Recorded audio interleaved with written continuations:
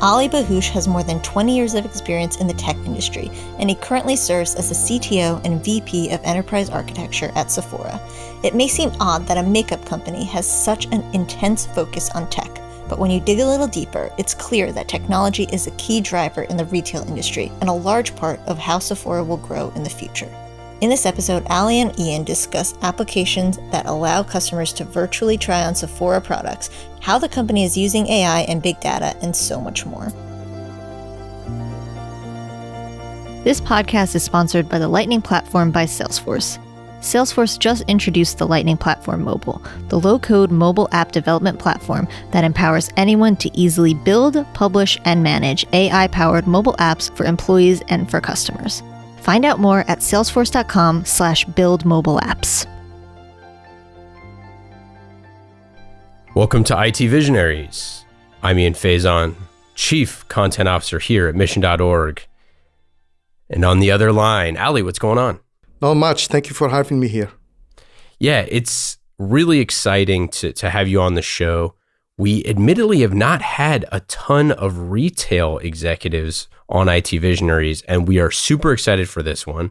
We have a ton of stuff about what you're doing at Sephora, the different things that cloud, big data, in-memory cognitive computing, and all of the interesting things in your background and how you bring that to Sephora, and then some of the cool things that you've seen along the way.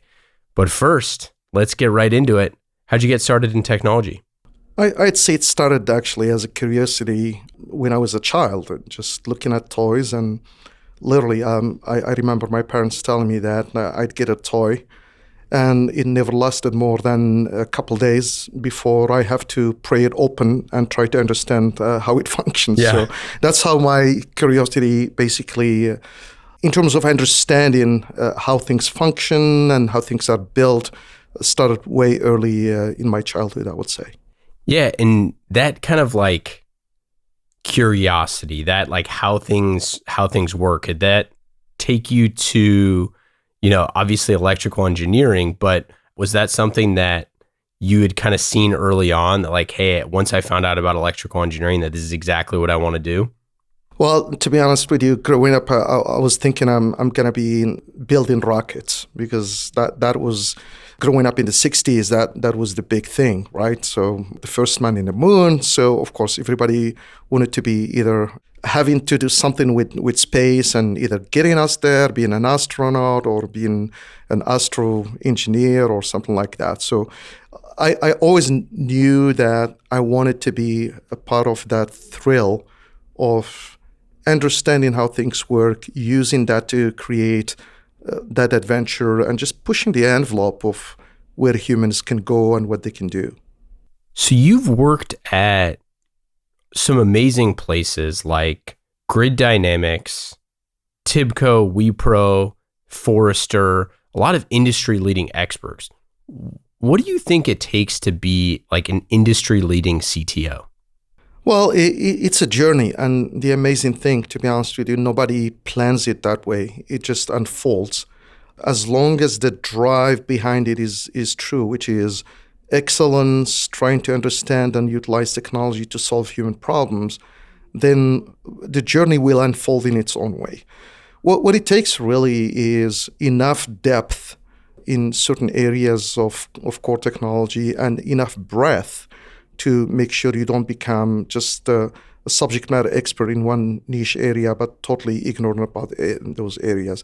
So it's more of like this T-shaped experience and knowledge that is required to play such a role. Yeah, I mean, that is really what kind of jumped out to me when we first started talking about this episode, is that exactly what you're saying, that T-shaped experience. And it's a great reference for that. But just how much experience you have across different things. You've written, you co-authored a book on B2B solutions using WebSphere Business Connection. You've done a bunch of different things.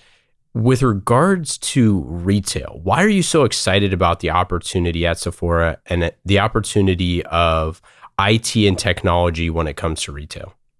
So about 20 years ago, I was kind of done with the startup world, and I started actually getting involved in consulting. And it's through that consulting work that I started working with some of the retailers, and then retail started becoming a real focus for what I'm really doing. What got me interested in retail is basically the intersection of two intellectual curiosities that I have. One is, like I said, about technology and how to use it to solve human problems. And the second one is understanding human psychology and how that influences how we make decisions and how we act. So in retail, basically what we're doing is we're looking to understand consumer behavior and consumer psychology. And then we're trying to use the latest cutting-edge technology to make sure we understand the needs and we can meet those needs and create these awesome experiences for our customers. So retail became that kind of intersection space, if you will, for those two intellectual curiosities that I had. And of course, it's an industry that's continually changing and evolving, and therefore where innovation actually is not a luxury, but actually a necessity to remain relevant.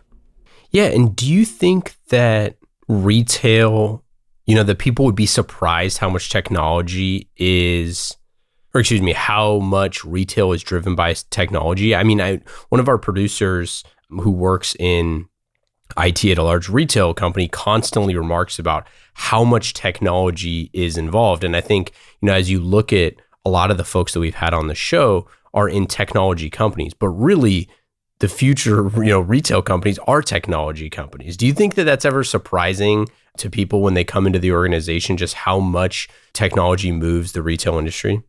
I agree. Some people are surprised because most people, when they think about retail, what pops into their head is usually the brick and mortar traditional retail. And yeah, the traditional retailers are still running most of their IT actually on mainframe.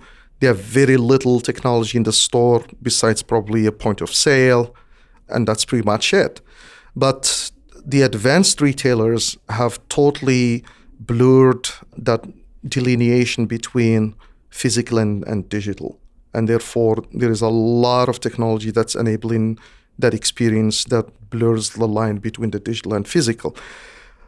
If you look at retail and you think about retail as this space where an experience is being produced. So for me, I think about retail more like a Hollywood production as opposed to a traditional industry, where everything is there actually to deliver a certain experience and leave the consumer wanting more because of the positive emotional residue that's left from that experience every time they interact with the brand, right? So because of that, and because of how technology has permeated every aspect of our life, if you look at it, consumers actually have become more tech savvy. And then retailers were trying to catch up with their consumers and meet them where they are. So it's, in a sense, the consumer that's pulling the retailers into more and more technology. It's the consumers that demanded that they want to have access to their favorite products and services via the internet first. And then from there, once the adoption of smartphones became pervasive, then they demanded again that they want the same or better experience through that device that's become literally their constant companion 24/7. And as the social media started actually growing, the same thing again. People didn't just want to talk about their favorite products and the experiences they're having. They actually want to share them with their friends. They want to actually share the experience itself with friends, not just by talking about it, but actually by doing a group shopping, for example, or actually sharing ideas about products, but also sharing products themselves. So therefore, again, bringing the retail experience all the way to the social network. So again, it's a pull from a more sophisticated, technology-savvy consumer that's saying, here is where I am, and if you want to interact with me, if you're still interested in my business, come meet me where I'm at. I love that. And Sephora has been at the cutting edge of this, and that's what I think is interesting. You have an app that provides users with a shopping experience, and, discounts, and there's a virtual artist element. You can try on different products and all that sort of stuff. How did you look at building that type of application and building an experience around the user or around the customer? At Sephora, we've been lucky to have visionary leadership that has always put the customer first at the center of everything that we do. And just by doing that itself, it automatically brings to light that you have to go meet the customer where they are, as opposed to say, I'm going to build this experience because somebody dreamed it up and thought it would be cool. And then if you build it, they will come. It doesn't work that way. The reality today with a sophisticated consumer, a very empowered consumer, is you have to understand your consumers more intimately. You have to anticipate actually their needs and wants and actually create the experiences that will meet those needs and wants and continue to actually go and meet the customer where they are, whether physically or digitally. What we do, again, is we start with the customer at the center of whatever conversation we have. And then we always ask the question, what is missing in today's experience? Right? And then is this an experience that fundamentally needs to be mediated by human interaction? Or is this an experience actually that calls for more privacy, where a person needs to be comfortable? They don't have to face another human being and face all their insecurities, whether it's their insecurities about their look or their skin challenges. And that's what the technology does sometimes, is it creates that sense of that personal private space where it's just you and the machine. The machine won't tell on you. The machine is not going to criticize you. The machine doesn't judge you, right? Machine does not have an opinion. It's like, oh my God, you have wrinkles, or oh my God, those pimples are horrible. Whereas as human beings, we do that instinctively. I mean, if somebody is in front of me and I notice something, there is actually a physical reaction to that. There is body language that I'm not even aware of. I may, if somebody, for example, has a huge pimple, my eyes actually the pupils in my eyes will widen. Yeah. And I look like a deer caught in the headlights without even knowing it, without even consciously willing it. It's a physical reaction that just happens. And because of that, then people feel judged and they feel uncomfortable. And that's why people don't bring, especially in our space, which is beauty and skincare and things and hair, people sometimes feel intimidated bringing those issues to another human being.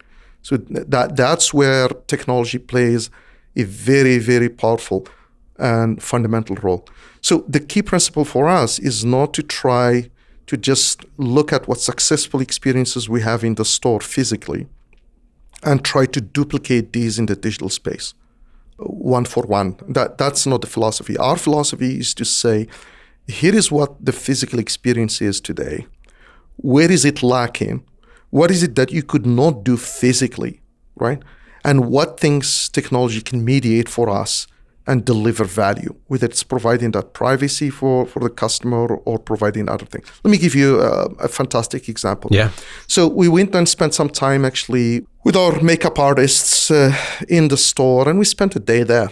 And one of the key things we said, okay, is there anything that you could not do physically that if you had a magic wand, you would have loved to use? And they said yes. And they just took this simple example of trying different shades of lipstick, right? So to try any shade of lipstick, first of all, you have to wipe out whatever you already have on your lips. Yeah. Right? And then you apply one shade. You look at it and see what it looks on you. And then you have to wipe it off and apply another shade.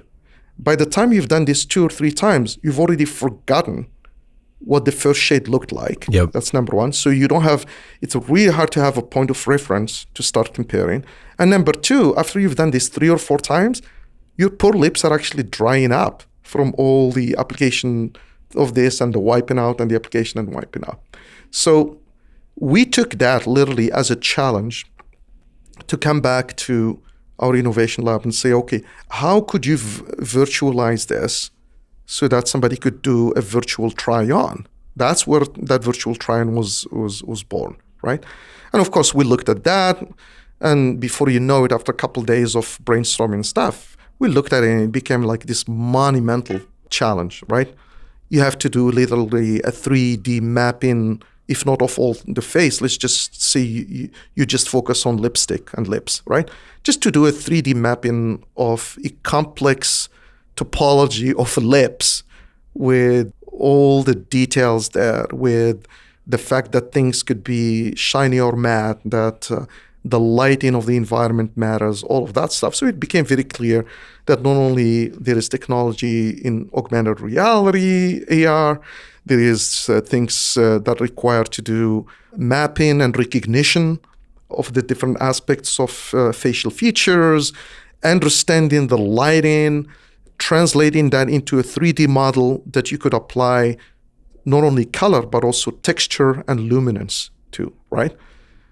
And oh boy, was that a challenge. And we looked at that and said, man, we're going to need to hire an army of people. Each one of them is going to be an expert in their field. Of course, you don't do it that way. That's when we started actually looking at our partner ecosystem to see who does what best and who's willing to partner. And eventually, we end up picking up a partner who's a little unknown startup out of Boston, Modiface. And then we struck a deal with them with a couple of years of exclusivity. We developed the solution. We brought it up to the market. It was a big hit. It gave us lead. And then when the exclusivity was over, Modiface actually was acquired by L'Oreal. So it was a win-win partnership for us. So Sephora got what we needed. We got that leading edge, and we provided our consumers something that's literally magical. So imagine from going and not being able to try more than 3 shades of lipstick, for example, and now being able to literally try an infinite number of shades of lipstick. And guess what? You can actually compare them side to side. And not only that, you can share them with your friends over your favorite social network and ask for their opinion so that you can make a very confident decision once you decide which one you're going to go for, right? So to me, that's the right use of technology, not as technology trying to mimic what happens in the physical world, but technology trying to augment and enhance and mediate experiences that would be physically impossible. And that's, I think, where Sephora succeeds. It's absolutely fascinating because I think one of the things that people, I think, lose with the technology aspect is kind of like you said there, where can we remove friction from an experience that is in the physical world? And as you add complexity, when you get literally in the thousands, you start to realize, well, okay, somebody couldn't try on 100 shades of lipstick, in an hour at a Sephora store. But technology can help you do that. Also, what about color combinations?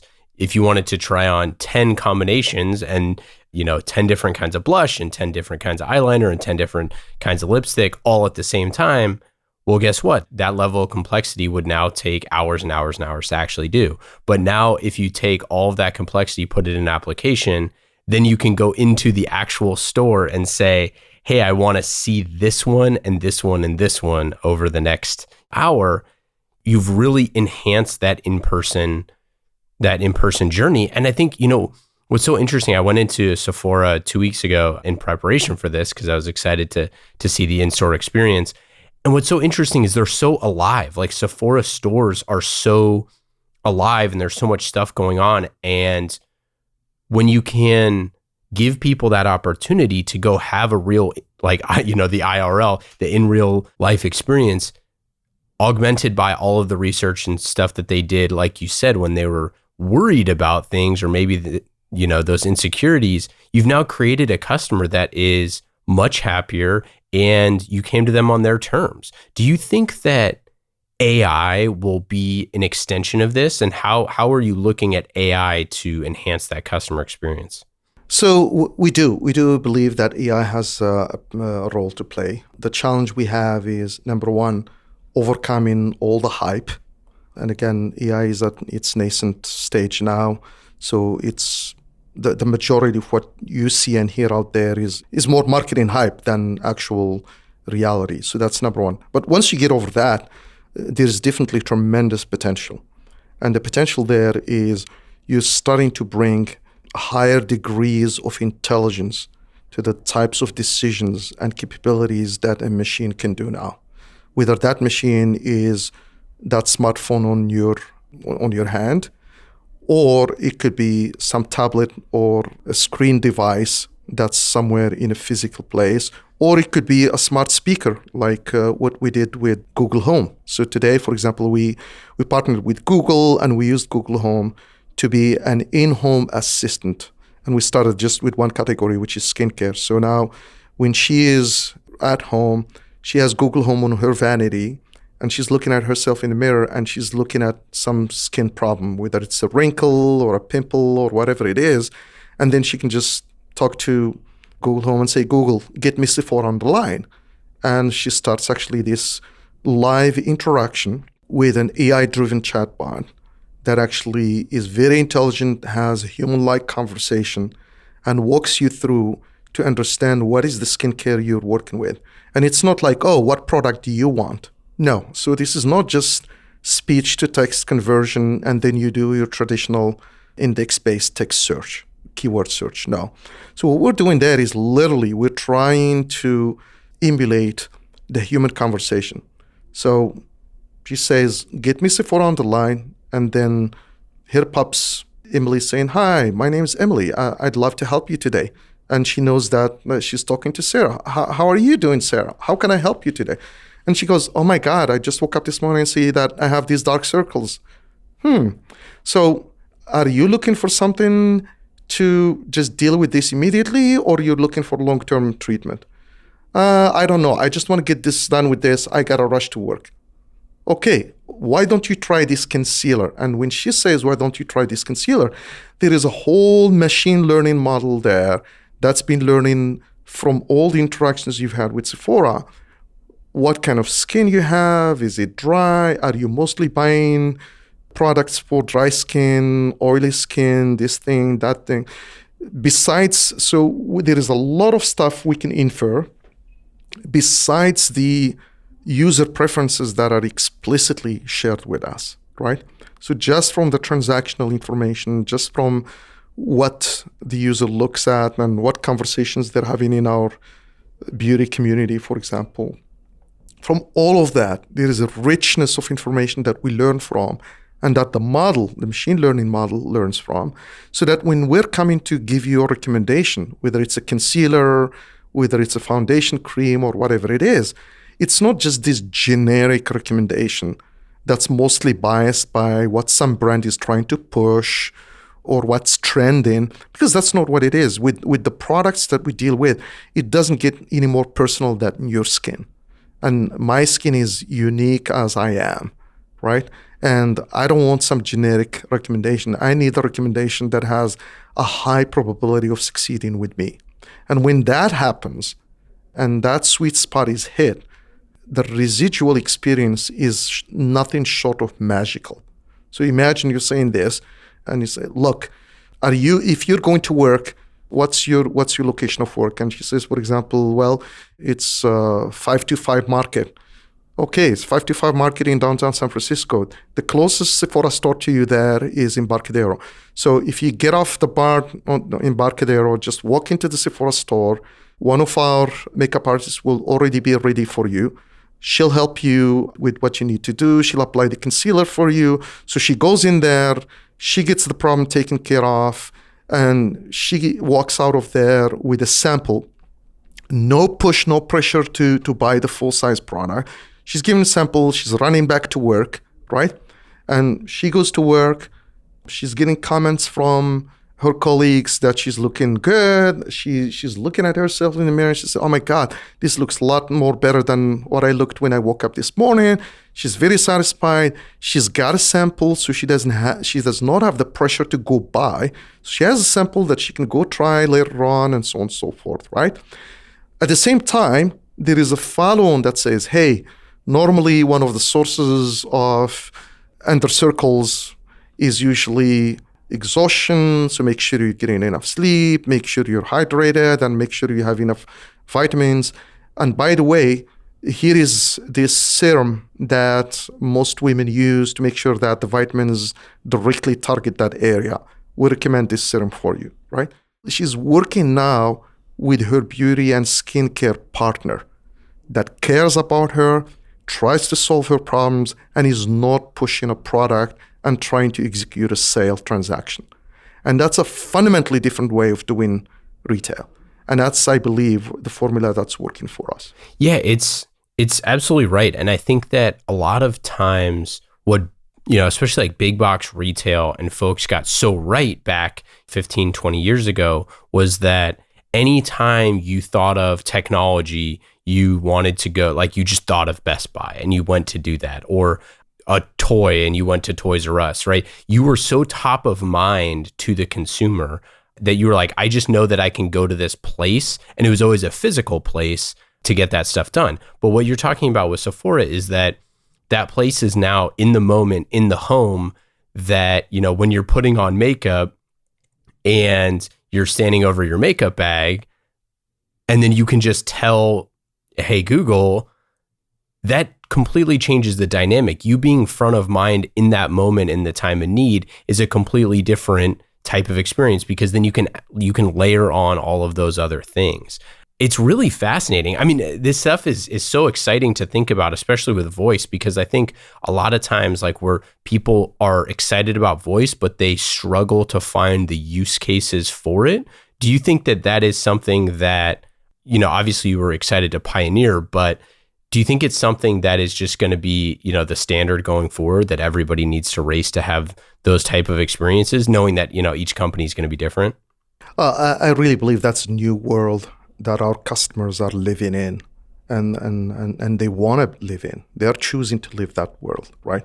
So if you think about it, I've been doing user experience and human-computer interfaces since the late 80s. And if you think about it, I've seen everything from punch cards, and that was the only human-computer interface that was available, right? To somebody figuring out what happens if we have something that looks like a typewriter, because most people actually do learn to typewrite, right? And then came the keyboard, then suddenly came the screen, then came the GUI, so that you can move things in the virtual space, which is your virtual desktop, just like you would move physical things. So what we're doing basically is we're shrinking that gap between the machine and the human. And for human beings, voice actually is a very natural way to interface. We do that every day. We're doing that right now, right? So it is inevitable that people would want actually to interact with technology via voice. That's been how human beings have interacted with each other for millennia. And it's about time, actually, that we have technology that is sophisticated enough to be able to take that interface, that input, in that modality that comes in natural to human beings, as opposed to at the beginning of that history, it's actually humans who are trying to adapt to what the capabilities and limitations of the technology were. So we're seeing that shift. The key thing is not to look at voice as a gimmick. Everybody's doing voice, let's do it too, right? The key thing for us again here is you put the customer at the center. You think about what are the challenges that the customer is facing or she's facing, and then try to solve for those. And when it's AR, we will do AR.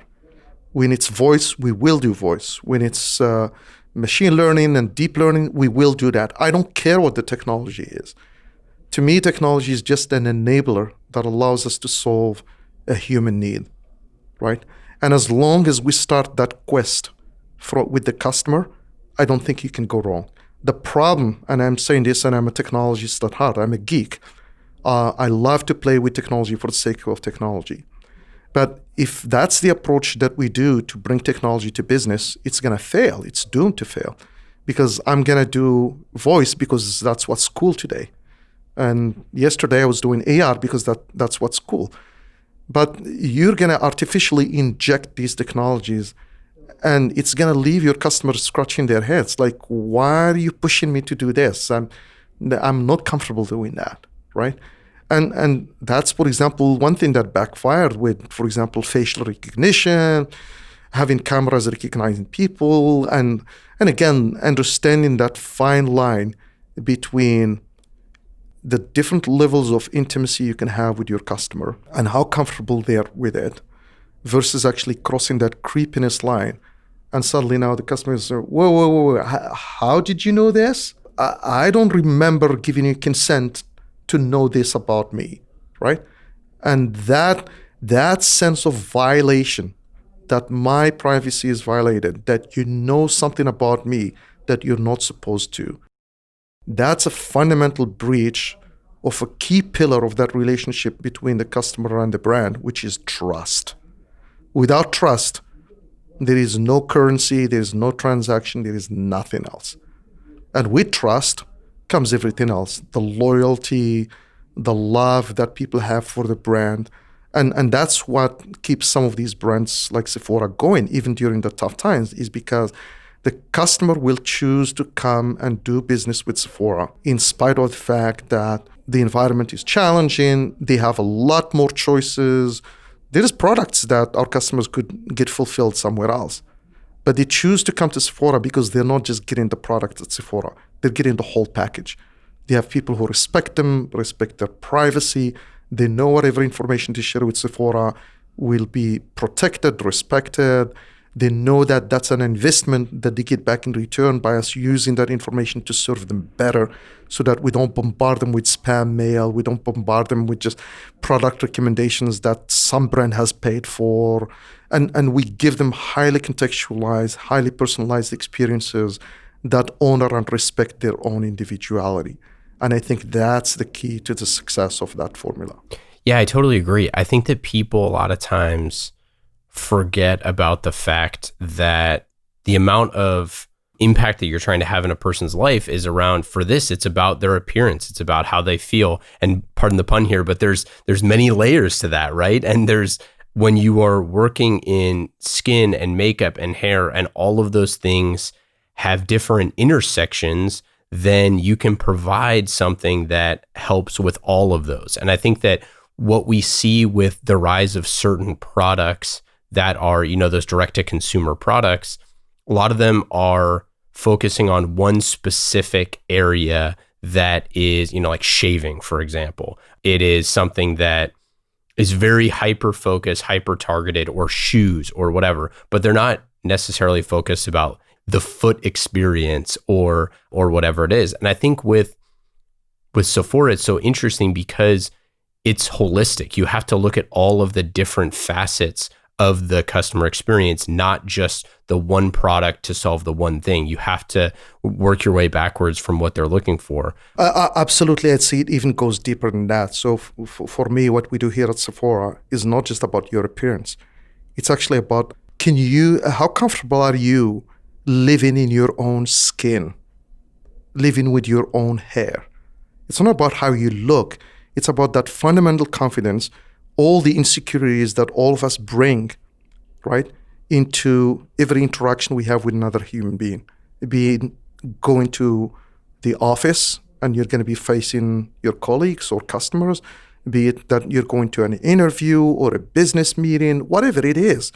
We all bring insecurities that say, is there something about me that's going to distract from what I'm trying to get done now, right? Yeah. And that's fundamental. And again, this is not unique to the beauty industry. Like you said, if I'm selling shoes, I'm not in the business of selling shoes.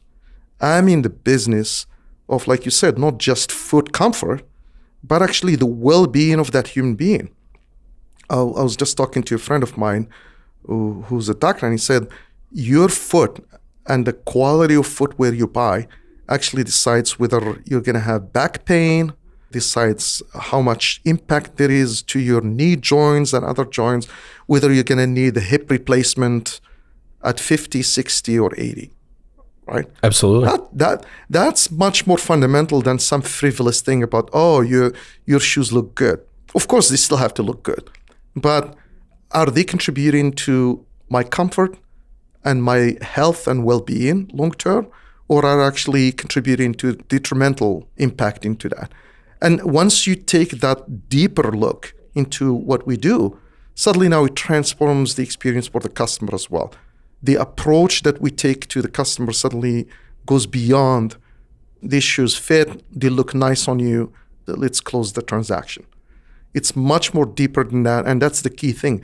The more we put the customer at the center, the more we genuinely care about the well-being of the customer, whether it's physical or psychological well-being of the customer, the better we can serve that customer and the more loyal that customer is going to be. You've said before that IT needs to fundamentally change and they need to qualify for a seat at the table. A lot of the things that we've talked about, pretty much everything we've talked about today, has been around customer experience, how close you are and your team is to serving the customer. How do you view this changing role of IT, and why do you focus on all of that stuff? How do you balance the need to serve the internal customers of Sephora versus the external, your paying customers versus, the internal employees in your team? Look, if you look at this journey, it's been a fantastic journey. We started, and I'm talking here, we as IT professionals, as people actually that had minimal interaction with the business. Our interaction with the business is generating a monthly report that we print and we hand over to the business, say, good luck figuring out what's in that 200-page report, right?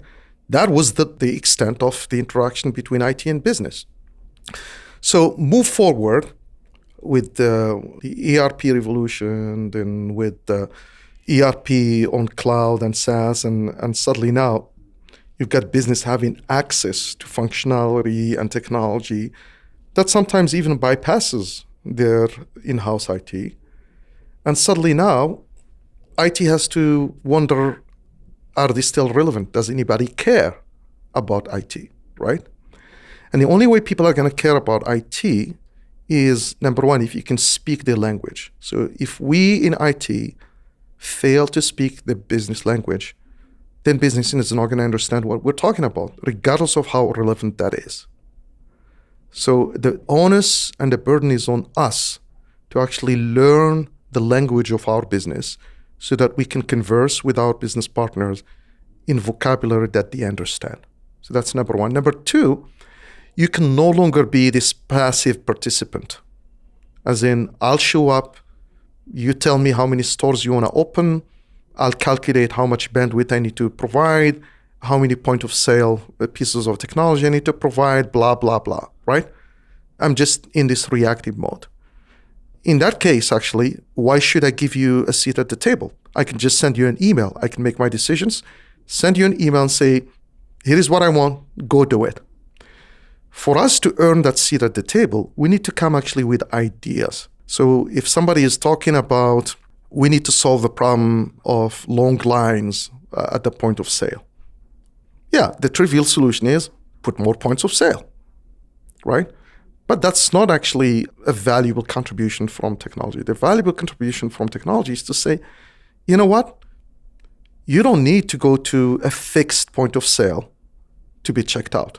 Yep. And then you get that amazing look from the faces of business, like, what do you mean?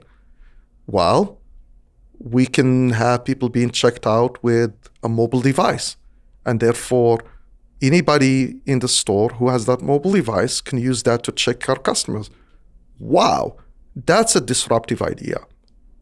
Now, when you bring ideas like that, do you think your presence is welcome in those meetings? Absolutely, because you're contributing to fundamentally solving business problems, right? As opposed to the only conversation we bring there, oh, you want me to do that? You need to increase my CapEx, you need to increase my OpEx. That's a totally different conversation. Yeah, it's so true. I mean, I think that the struggle for a lot of IT leaders is getting the buy-in from the leadership team to be able to make and inform those decisions. What have you done in your career to get buy-in, to allow those conversations to say, hey, I know that the lights are on. I know that the things that we're doing, we've set up systems and processes in place to do all the things that you expect of us to do. Here are the new ideas that I have that could propel the business forward. So to me, it's a 3-step process, right?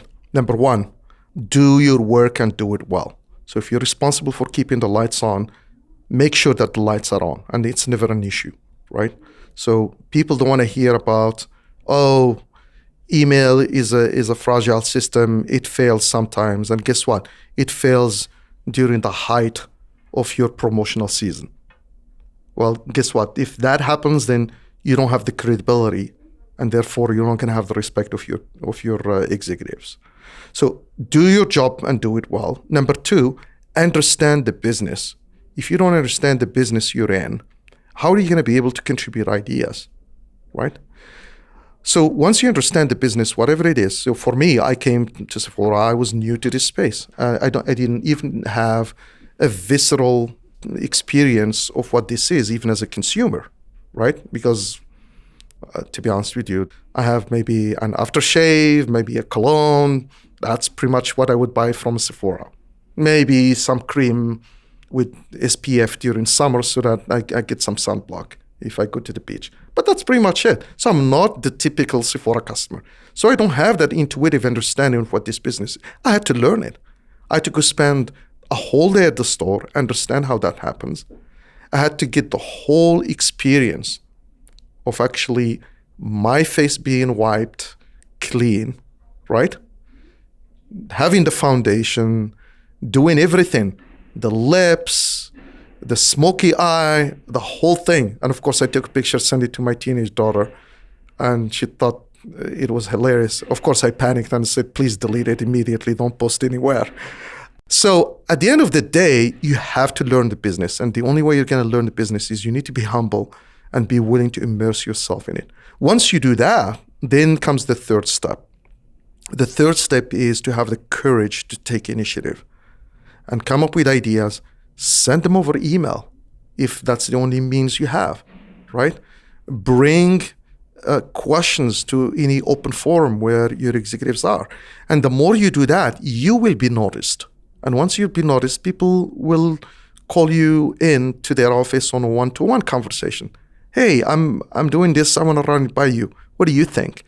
And the more they see that your conversations are elevated and they're at the right level, and that you can speak the business speak, you understand what the challenges are, then that's how you earn your invitation, your ticket to come in and have a seat at the decision table. Yeah, it's funny. When we talked to the CIO of UPS, Juan Perez, one of the things that he shared with us was this project that he wanted to do that cost a lot of money. I forget the exact amount. I want to say it was like $50 million. And he came in and he laid out, here's how much money we lose on this specific thing. I want to do, there's like a 10-year plan that is going to save the company $500 million, and these are all the steps that we have to do. And he took a business problem that he found out of thin air that nobody knew about, or maybe they sort of knew, but didn't really have enough context with it, diagrammed it and said, hey, this is how I think we can save a lot of money over the next 10 years. If you're doing stuff like that, nobody's ever turning that person away. No one's saying like, oh, this is idiotic. They might not say yes to the initiative, but at least you've shown that you've made all of the right steps to say, hey, I can make a difference here beyond what, beyond keeping the lights on. Absolutely. Okay, let's get into the lightning round. These are fast and easy questions, just like our friends at the Lightning Platform by Salesforce. Super fast, super easy. Are you ready? Sure, go for it. Number 1, what app are you using on your phone that's the most fun? I'd probably say the camera. Oh, that's a good one. Yeah, that is fun. How about favorite use of AI or chatbots that you've seen recently? Chatbots, like I said, the skincare advisor that we have at Sephora, I think is a fantastic example because it's well thought of and it's highly contextualized. Do you have a favorite book or podcast that you've read or listened to recently? Yes, the last book I picked up at the beginning of the year is Dare to Lead by Brené Brown. Brené Brown is her name. What's your favorite one-day getaway in the Bay Area or vacation spot? Favorite quick vacation spot, to be honest with you, is San Diego. San Diego for me is full of memories and still has a lot to offer. Here in the Bay Area, going up to Santa Cruz. So good. I was just in Pacifica last weekend. I just love Santa Cruz and love the whole coastline. All right, last question. What is your best advice for a first-time CTO or CIO? First time, I'd say get a mentor. Fundamental. I would not be where I'm at today without the invaluable advice and time that my mentors have invested in me. Couldn't agree more.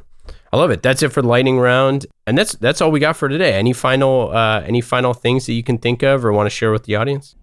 No, that's pretty much it. Awesome, Ali. This has been great. We're really excited to see what's next for Sephora, and thanks so much for coming on the show. Thank you again to our friends at Salesforce. IT Visionaries is brought to you by the Lightning Platform by Salesforce. Salesforce just introduced the Lightning Platform Mobile, the low-code mobile app development platform that empowers anyone to easily build, publish, and manage AI-powered mobile apps for employees and for customers. Find out more at salesforce.com/buildmobileapps.